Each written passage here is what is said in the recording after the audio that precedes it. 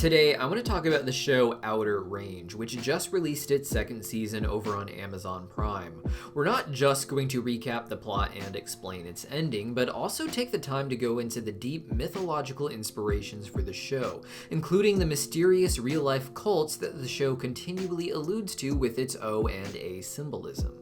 Now, Season 2 picks up where Season 1 left off, which was a complex but rather slowly moving story. Outer Range focuses on the farmer Royal Abbott and his family's conflict with the Tillerson family as they fight for part of Royal's farm property that contains a mysterious void. This infinite hole in the ground appears seemingly out of nowhere and can close when someone falls into it. Falling through the hole makes you reappear in a different time, and the show becomes about the complex network of time travel that sets the events in motion, all of which follows the very interesting mystery school mythology from throughout history, something the show alludes to with its monologues about Kronos ripping open a hole in reality in the opening episode. Season 1 opens with the patriarch Royal and his family dealing with the disappearance of his daughter-in-law. Royal works with his two sons, the oldest of which, Perry, is taking care of his daughter alone, with his wife missing for 9 months now. The disappearance of Perry's wife Rebecca is just one of many strange occurrences of people vanishing, losing time, or even claiming to see mysterious beings like mastodons from other time eras. Royal is very aware of the hole, and as the season progresses, we learn that he has interacted with it before, being born actually in 1886, but at the age of 9 falling into the hole, and travels to the future in 1968, where he would assimilate with farm life there and the advancements of about 80 years of time that he missed before living another 50 years himself. In that time, he's kept his origin hidden and has protected the secret of the Dark Void. The biggest obstacle to all of this is the Tillerson family, who has been a rival farm after the few acres of land that the Void seemingly pops up on in the Abbott property.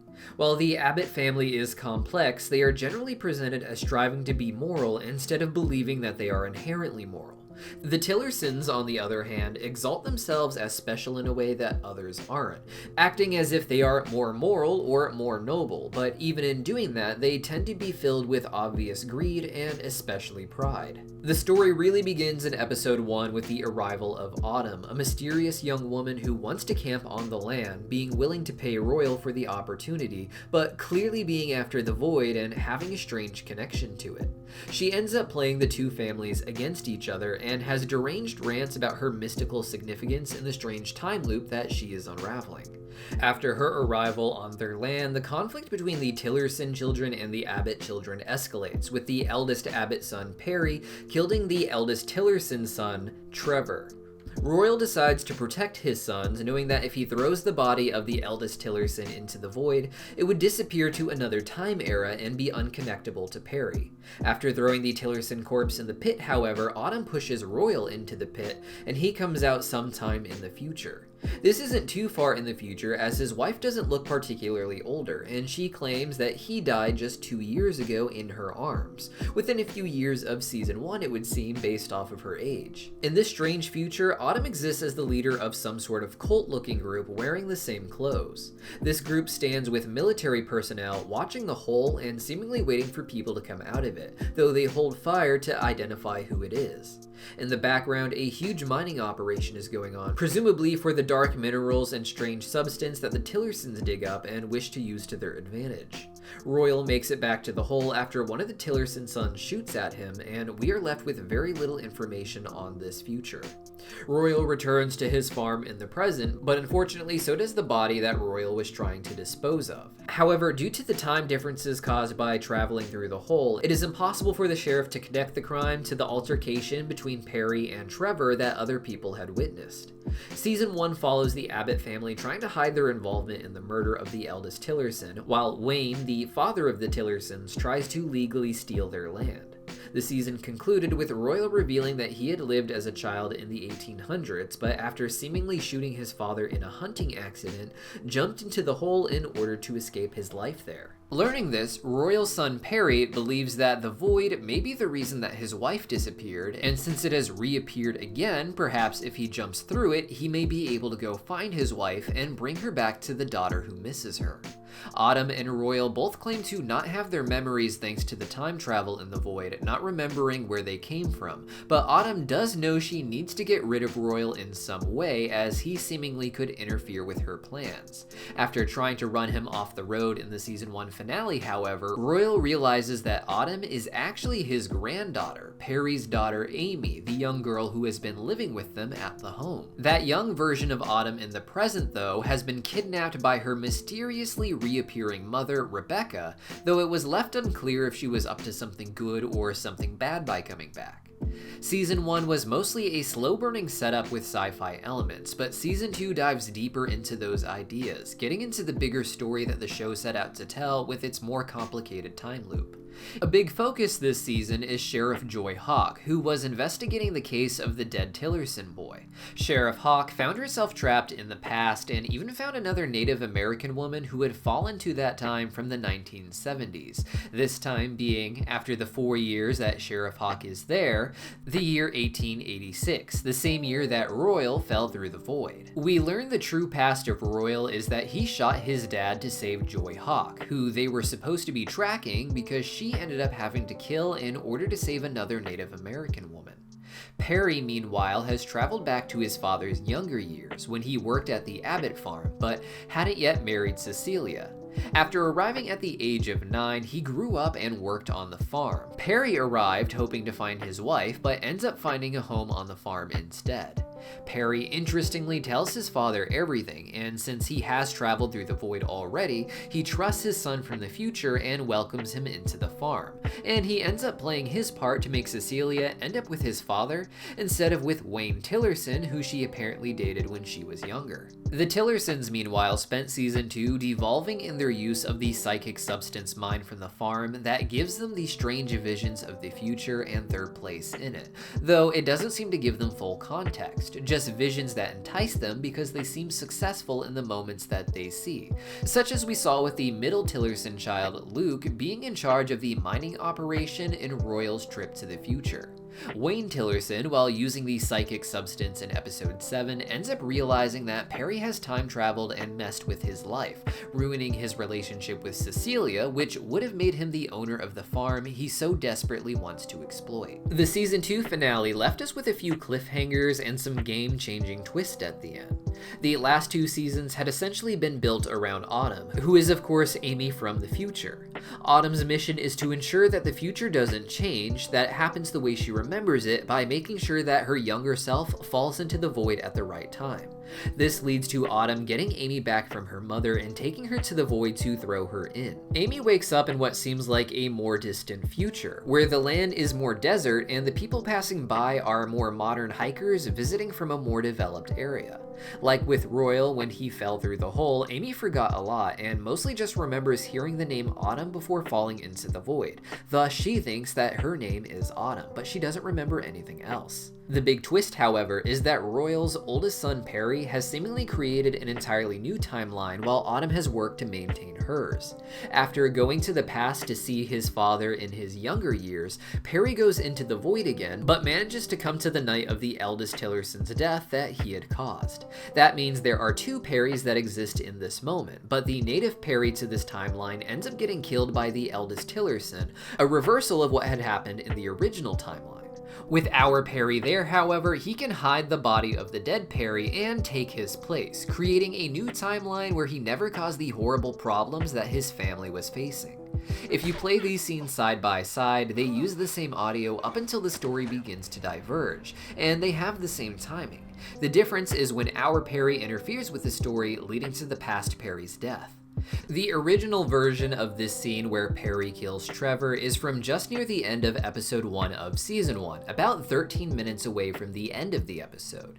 This new version where Trevor kills Perry is from the end of episode 2 and happens about 13 minutes into the episode, making it the opposite end of this Autumn-focused story across the 2 seasons, making her perfect loop, but also appearing in the opposite end of the episode, 13 minutes towards the beginning instead of towards the end. The two scenes when played side by side are very similar, as I said, but when the first scene cuts away from the death of Trevor in season 1, it shows Autumn drawing the mysterious symbol of the circle with the little arrow, triangle, or letter A within it, if you will. This is the symbol above the entrance to the Abbott Ranch, the A being for Abbott and the O just being the frame for it, paralleling the T of the Tillersons with their diamond-shaped frame.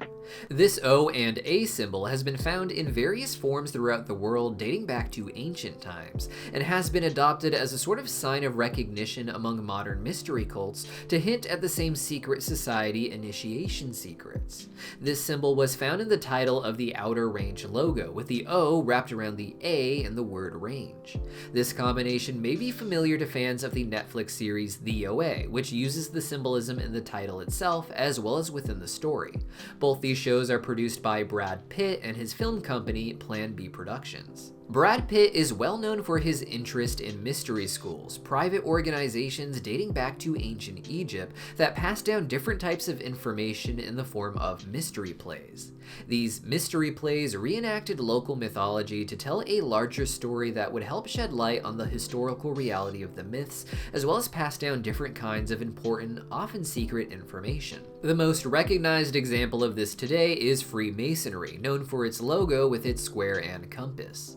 The compass, of course, is used to make the O, and the square is used to make the perfect sides of the A. The O itself seems to represent the time loop that the characters are caught in, and the A represents one side mirroring the other, the first half of the A reflecting the second half. This explains why the moment where the split takes place are at opposite ends of Autumn's story that takes place across season 1 and 2 with her self-contained loop.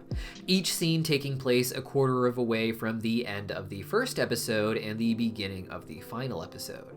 It also explains why in the logo, some of the letters are often presented as reversed, making the title feel like it's reflecting itself from one end to the other. This A, as we call it because of the crest of the Abbott family, can also be seen as just two split lines, or a divergence, a separation or split in the timelines created from this loop. Autumn drawing the O and the A then, after this scene in season 1, represents the moment the timeline in the loop was meant to split, something she may even be aware of as part of her greater plans, perhaps it being necessary to get Perry to create this other, perhaps better timeline, with her maintaining this one. The question from here becomes, how can we use the well-known mythologies referenced within the show and the more obscure symbolism of this OA mystery cult in its various forms to figure out what message the creators of the show are trying to send? Now, the very opening moments of the show involve a monologue about the Greek god Kronos, who thematically sets the stage for the show. The word chrono means time, and the god Kronos thus is the establisher of chronology, and it is his story in Greek mythology that sets the stage for the myths that follow. Kronos' story is best understood through the Greek text Theogony by Hesiod, dated to the 8th century before Christ. Theos in Greek means God, and geni means generation, so theogony just means a genealogy of the gods, and was an attempt to take the oral myths that existed in Greece at that time and turn them into one cohesive narrative, connecting these vaguely related tribal deities into one genealogy. Theogony has a long list of gods and other beings creating each other, dating back to the original essence of reality manifesting the earth, Gaia, and Uranus, the sky. The earth and sky are often presented as the earliest of gods in many of the other pantheons, such as ancient Egypt and even Babylon. The earth and sky in these stories are generally the parents of the gods that the stories actually focus on. While the earth and sky are lovers that have to be separated in the pantheons of ancient Egypt, Greece presents Gaia as being tormented by Uranus and his attempts to impregnate her. Gaia gives birth to the Titans due to Uranus impregnating her, the leader of which is the mighty Kronos. Kronos leads the 12 Titans against Uranus, using his sickle to castrate Uranus, which separates the sky from the earth and frees the earth, Gaia, from the oppressive sky. Kronos is the appropriate Titan to perform this task because his name of course means time, and since time began, the story of humans has been about this sort of intergenerational war from the Greek perspective. After defeating Uranus, Kronos and the 12 Titans rule the world for a time, but eventually are prophesied to be overthrown by their own children. Kronos tries to eat his children after they are first born to prevent them from growing to defeat him, but Zeus is hidden away long enough for him to rise to power power and defeat the Titans, sending them into the hellish underworld of Tartarus. Zeus, of course, takes the throne, but after him, younger children are born who challenge the status quo, such as Heracles and Dionysus, sons of Zeus prophesied to one day surpass their father and rule all of creation. Kronos' story reflects the story of not just Greek mythology, but really all of mythology, with stories all around the world of younger gods overthrowing the older gods in their pantheon. The central example of this conflict in the show is between the Abbott family and the Tillerson family. Within each of these families, particularly the Tillersons, we see the struggle between the parents and the children, with Luke Tillerson even trying to smother his father in his sleep. Deep in the past, Sheriff Joy Hawk deals with the conflicts between the colonizing Americans and the Native Americans, and when she first appears in the past, we see there is even existing conflict between two different native tribes there. Like with the stories of Greek myth, the real world is a place where people are constantly in conflict, with a new offshoot of civilization often destroying the version of it that came before them in some way or another. It is well understood that most gods represent the actions not of divinity, but of tribes and groups of people over many generations. Athena, of course, represented the people of Athens, who were seen as the intellectuals of Greece. As such, their patron Athena was born out of the head of Zeus. Zeus thus represented the greater Greek peoples, and beyond that, the people of the greater world, being the chief god who rose to power within the universe after defeating the Titans. When Zeus thus defeated the Titans, it wasn't the story of gods destroying gods, but a younger or smaller tribe we think of as represented by Zeus and the Olympians, rising up to defeat a much older and established tribe represented by Kronos and the Titans. They saw themselves as children or offshoots of these tribes who were eventually forced to do battle with their homeland. The show reflects this with its conflict between the families, tribes, and generations, but it draws inspiration not just from the Greek mythology, but the other world myths who share a common history with them. The most obvious example to Westerners is probably Cain and Abel from the biblical book of Genesis. The Bible is, of course, a monotheistic document, taking the religions of the world that had already existed for hundreds or even thousands of years and recontextualizing them under the idea that there is just one God. With that in mind, instead of tribes of people being represented by gods like Athena for Athens or Ares for Sparta, the mythological history turns those characters into other symbols, sometimes divine, but most of the time simply human patriarchs. The early book of Genesis is a series of different myths that were later sewn together, with the characters being different in each story, but often representing the same historical events, those same events being detailed in other mythologies as well. Kronos and Zeus were used to represent a father and son in terms of generations, but the same narrative can play out with Cain and Abel, the older brother and the younger brother. In this story, the Titans are represented by Cain, the older brother who is a farmer, and the Olympians are represented by Abel, who is a shepherd. Like Kronos eating his children so they cannot surpass him in godly rule, Cain becomes upset when his younger brother's sacrifices are favored by God, and he chooses to kill his brother like the Titans killed their children. This conflict begins the first of a series of conflicts between older brothers and younger brothers in the Bible as they try to seek God's favor, culminating in the founding of Israel itself. Israel was a name given to Jacob after he successfully tricked his father into giving him the greater blessing that belonged to his older brother. This mirrors the story of Cain and Abel, which, while having Cain kill Abel in the beginning, also has the third brother Seth, born to replace Abel, and to spiritually surpass Cain and his more sinful line of descendants. In the show, the families are the Tillersons and the Abbotts. The Tillersons, or Tiller's sons, appears to be a reference to Cain, who was said to be a tiller of the ground in our English Bibles. Abbott, meanwhile, seems to allude to Abel, with their primary focus being on shepherding their cattle like the shepherd Abel. You could thus interpret the story as the Tillersons being the ones trying to kill the Abbotts, in a way, to take their land and mine it for resources, instead of trying to use the land for what it was made for, which was for its animals. However, with episode 1 in particular, the Abbott family feels more like the Cain storyline, with Perry Abbott, like Cain, killing Trevor Tillerson, like Abel died. This confusion of the characters is partially because we begin to see a bigger and bigger network of sabotage that goes beyond the linear timeline, and partially because it reflects the nature of myth. Myth is history cloaked in allegory, as we've explored, the births and battles of civilizations being portrayed as gods rising up and claiming supremacy in their various pantheons. Because of that, many different myths are knowingly and unknowingly referencing each other when referencing shared history, often in the form of their conflicts with each other. The story of Cain and Abel, for instance, is considered the opposite perspective to the story of the Egyptian gods Osiris and Seth, two figures the Israelites would have been very aware of due to the time they spent in Egypt worshipping their gods according to the Bible. The story of Osiris and Set is the story of Cain and Abel. However, in both versions of the story, the native culture plays the role of the victim. The story of Osiris is that he was the king god of Egypt who taught farming, with his younger brother Set being a wanderer from out in the desert where the Israelites were known to eventually live. Osiris, like Cain, was known for his farming then, and Set wandered like the shepherds of Abel and his replacement Seth, with Set actually being one of the ways the patriarch Seth's name was pronounced throughout history, making an obvious connection between their two mythologies. The difference in these stories is that while the Bible claims that Cain, or Osiris, killed Abel, who was reborn as Set, the story of Osiris is that he was killed by Set and that he was reborn as the god we call Horus. Now, in most any conflict between civilizations, both sides are going to feel like they died in a sense, and were then reborn as their civilization began to thrive again after the conflict ended.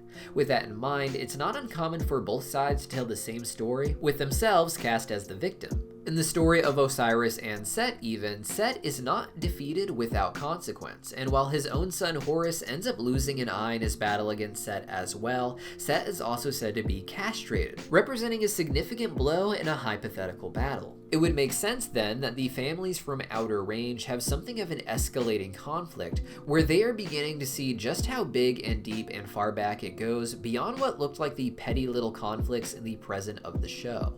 This story of Osiris and Set is what we would call the first known mystery school or mystery cult story. In ancient Egypt, the first mystery school was something of a secret society or private union between the royal class, the architectural class, and the priestly class, and other elites that would rise and fall within their culture. This group was not evil like we imagine for secret societies today, but instead they represented the balancing powers that made their culture thrive. It was the formalization of their union that allowed for a way for all of them to stay connected, while maintaining often very separate industries and institutions. This original mystery school was not for keeping common folk out, but rather it was a way for people who were actively in the management of Egypt to congregate and making sure that the most important of information was being passed down to different generations. The secret society aspect became a system of initiation that represented a birth for the candidate coming in, for which they would act out the story of Osiris and Set. As Osiris, the candidate would be symbolically murdered, only to be raised as Horus to defeat his brother and take back Egypt. This story would be copied and pasted around the world, taking familiar characters to different locales and performing this story, which often already existed in some form in their overt mythology.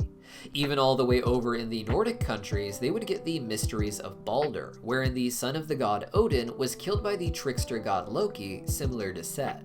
This precedes the Battle of the End of the World, where Odin dies and becomes a god of the afterlife just like Osiris, but Odin's son Balder rises from the dead and becomes the proper king just like Horus. Like Horus, Odin is even said to have lost one of his eyes, this eye representing the ability to see the future. He gives up this eye for one special vision that he seeks out about his ultimate fate. This prophecy of his ultimate fate is that he, like many of the gods we have discussed, will eventually die. But he knows that by giving up his eye and accepting his death, that his son Balder, who in many ways is just Odin, will experience a rebirth and a return to power. This idea of characters stealing eyes and visions of the future parallels the mystic psychic substance in the show that can only come from the land of the abbots, giving characters glorious visions of their own futures. While the show can go many different ways in Season 3 and potentially 4 or beyond, this recurring theme in the story follows that of mythology. As time goes on in the show, the Tillersons and Abbotts are both shown to have more information and a bigger backstory than expected, a version of themselves from the future pulling the strings for them to eventually become the puppeteer themselves. As of now, we can't say who will ultimately win out, though in stories of good and evil, good generally wins, with there being an understanding of the balance they share with the evil forces that will continue to exist. The Abbott family thus will likely be revealed to be a bigger player somewhere deep in the future. While Royal's future looks bleak, with visions of him dying in his wife's arms and the farm itself seeming to fall under the control of Luke Tillerson, the Tillersons seem to only care about the glorious visions that they get, moments they know will come, but moments that could also simply pass. Billy and Luke see visions of themselves in greatness, particularly supporting Autumn, who they don't know to actually be one of the Abbotts. They see that glory, but they don't see the darkness beyond it. They don't see how easily one of them can just not be happy in that future, even just a few moments after the vision that they are seeing. At some point, Royal's story is going to become much bigger. Like Sheriff Hawk, who experienced 4 years in the past, returning just a few days after she disappeared in the present, Royal could be on a wide variety of travels to the future as the series progresses. Futures so distant that the Tillersons haven't begun to see it with their weird crystal visions. Royal is likely caught in a time loop like his granddaughter Amy, and when he somehow loops back to the beginning of his story, he will be losing many of his memories, just as Amy had to lose hers to eventually become Autumn and gain them back again. It is a story from mythology of giving up your own psychic power because you saw far enough ahead that, if you do it, despite seemingly leading to your own darkest hour, you will come out the other side the victor in a world that you can make better. When Cecilia warns Royal about his death 2 years ago, she may even already know that he will be time traveling and spending time with her in that time, or even deeper in the future, knowing that she has to say this one thing to him in order to set the events in motion that this version of Royal needs in order to get to the happy ending. Finally, there's the question of the O and the A, which we know to represent a split in the timeline within the show, but why is its symbolism so important to other shows as well? Shows like Brad Pitt's other series, The OA. Mystery schools of course date back to ancient times, but there is a very specific rise in what we may think of more as modern mystery cults today, groups that have inherited some knowledge from the more legitimate mystery schools of history, but which have also fallen to more overtly mystical ideas, modeled more so after fiction and fantasy than after tradition. The O and the A is a symbol believed to be seen throughout history, with many cultures across the world having symbols involving strange circles with A's or little triangles beneath it. This OA symbol has often been linked to the circle itself, which often represents the sun, with the circle and the dot within it being the symbol for the sun and its god Ra, all the way back in ancient Egypt as far back as the 24th century before Christ. The Greeks would adopt this as their own symbol for the sun in their astrology in the 2nd century before Christ, with that passing to the Romans and on to us with the symbols we still use today. Most people see this symbol and recognize it as the sun. However, in the 1600s, Galileo and others would use more advanced telescopes to observe the planet Saturn, where they would notice that Saturn has rings. Over the centuries that followed, people around the world began to notice that the symbol we recognize as the sun actually looks a lot more like the planet Saturn, a dot or ball in the center representing the planet, and the circle representing the ring that surrounds Saturn. This caused esotericists to re-examine the mythologies of the world, which had strange stories of figures represented by Saturn once being the primary focus of worship.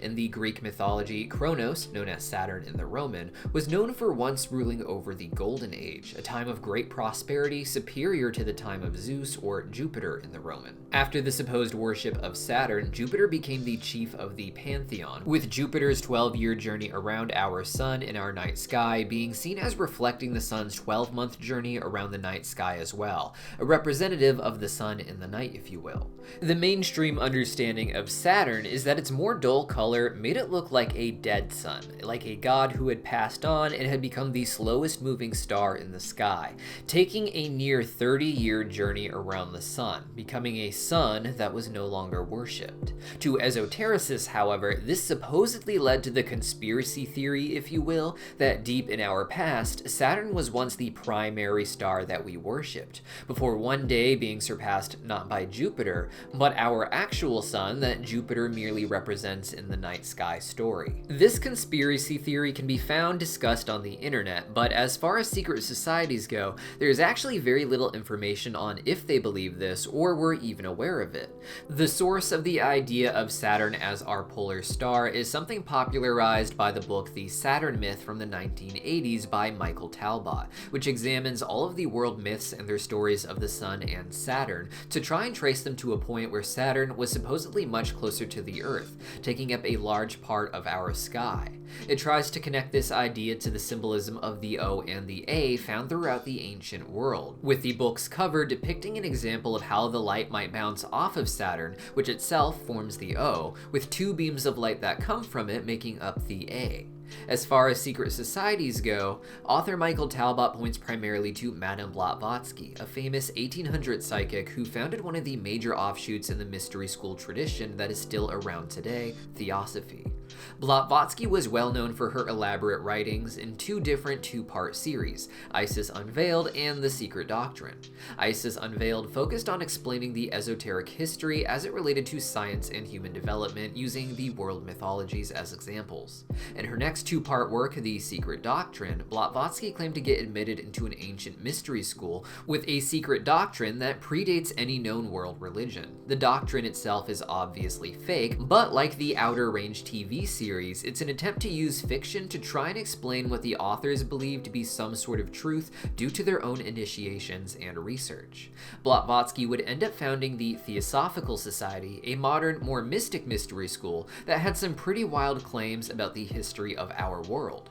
Her key symbol is one that contains many different symbols within it, including the Ouroboros and hexagon, arranged like the symbol of the sun with its circle and dot. However, the way it's presented here is the Ouroboros being the rings of Saturn, and then this hexagram actually fits within the hexagon of Saturn. Below it, their slogan simply says, "There is no religion higher than the truth," with there being a tradition in esoterica and theosophy in particular of putting the truth in symbols right in front of someone but not telling them exactly what it means, hinting at a secret of this symbol being interpreted in ways that we are not used to. Now, The Secret Doctrine is a large and complex document and commentary, but hidden within it are supposed different layouts for our night sky over time. Blavatsky describes changes to our Earth's rotation that affects our view of the sky, such as once having just 360 days instead of the 365 we have today, and also discusses the idea of our polar points having shifted in the past so that the arrangement of our night sky from our perspective was essentially upside down compared to what we see today. At one point, Blavatsky discusses the supposed mythological history of there being a central sun, with three smaller suns having their own orbit, only the final of which is what we think of as our sun today. The first central sun was an object in our sky so close it looked to be the biggest, perhaps not shining as bright as the sun, but like the moon, glowing from the remaining light of the sun in a way that made it the leader of the night sky. This was said to be our polar star, hanging over our North Pole, with our rotation centered below Saturn, the entire world and universe revolving seemingly not around the Earth or even our sun, but around Saturn and its rings. For this, Talbot references even the myth of Santa Claus, claiming Santa derives from Saturn, Santa of course residing at the North Pole. Now, if this sounds like a stretch, it's because it is. While Talbot's book is very interesting, its attempts to piece together a narrative of Saturn and mythology being our polar sun tend to stretch the way that these myths actually relate, letting stories that have nothing to do with Saturn be used as evidence due to other more visual and natural similarities that pop up among the different cultures. This is just one of many theories on what's going on behind the doors of secret societies that believe in some pretty wild things, as I've said. Organizations that were essentially founded by people who went into the Freemasons hoping for some kind of secret, only to realize that the Freemasons don't contain such wild conspiracies, and thus felt a desire to make up their own. We can't even say if this is what those societies claim to believe from the inside, as it's once again just speculation from this author and others. But as producers like Brad Brad Pitt who take an interest in this sort of thing and perhaps have experienced different kind of initiations themselves continue to make media, the audience will get a clearer idea of what these organizations teach. For now, Outer Range is just one of several shows like The OA and Dark that allude to secret society initiations and revelations, all focusing on time loops that break or that characters are trying to break, and in doing so, creating a new world where everyone has learned from their mistakes and can perhaps be better.